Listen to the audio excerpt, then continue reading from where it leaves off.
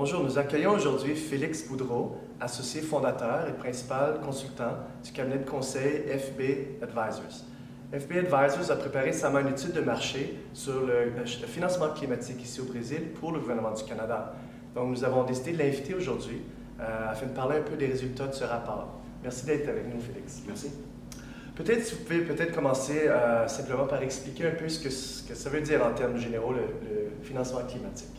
Oui, donc le financement climatique, c'est toutes les sources de financement qu'une entreprise peut demander pour développer un projet qui probablement ne serait pas arrivé s'il n'y avait pas ces sources de financement là, parce que les sources typiques de financement privé voient peut-être que le projet est trop risqué. Donc, la définition que nous, on utilise dans le cadre de ce projet, c'est de dire c'est le financement additionnel pour qu'un projet arrive.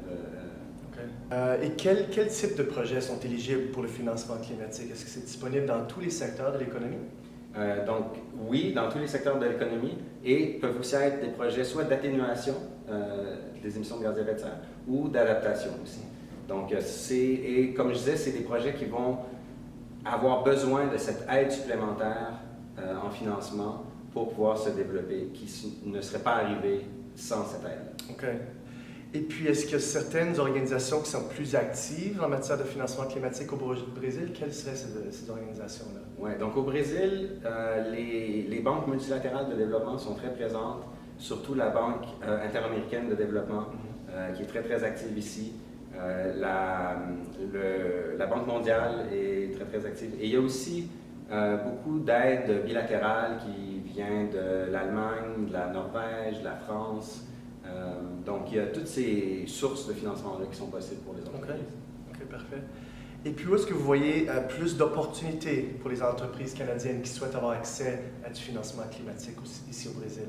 Donc, les économies canadiennes et brésiliennes sont quand même assez similaires d'une manière parce que c'est très axé sur les ressources naturelles. Donc, dans les deux pays, on a pétrole et gaz, on a un secteur minier très important, on a le secteur de la forêt aussi. Et donc, il y a des entreprises canadiennes qui ont développé au fil des ans des technologies à faible intensité en carbone dans tous ces domaines-là. Et il y a énormément de potentiel au Brésil dans ces secteurs-là. Donc, je pense que tous ces secteurs-là seraient de très bons candidats. OK, parfait. Et puis, est-ce que vous voyez est-ce qu'il y a des meilleures pratiques qu'on peut donner comme conseil aux entreprises canadiennes pour avoir du succès puis vraiment avoir accès à du financement climatique ici au Brésil? Oui, donc très bonne question parce que le Brésil peut être un peu intimidant comme pays pour certaines entreprises. C'est pas un pays nécessairement où c'est très facile de faire des affaires. Donc, le premier conseil pour des entreprises qui veulent faire affaire ici, ça serait de trouver des partenaires locaux. Et il y en a beaucoup, donc ça, c'est pas un problème. Il s'agit de développer des relations avec un partenaire local qui va être capable d'ouvrir des portes aux entreprises canadiennes pour accéder à du financement et à toute la bureaucratie qui est nécessaire. Ensuite, il y a aussi de peut-être considérer travailler sur des projets qui sont développés par des entités subnationales, donc pas nécessairement le gouvernement fédéral, mais par exemple un État comme l'État de São Paulo, dont la population est plus grande que le pays au complet du Canada et qui a un PIB qui est supérieur à certains pays du G20, il y a évidemment énormément d'opportunités, ne serait-ce que dans un État comme celui de São Paulo. Et c'est beaucoup plus facile en termes de bureaucratie aussi, et l'accès est quand même facile. Parfait. Puis si vous souhaitez en connaître un peu plus sur les opportunités de financement climatique ici au Brésil, je vous invite à participer dans notre webinaire qui va avoir lieu la deuxième semaine de juillet.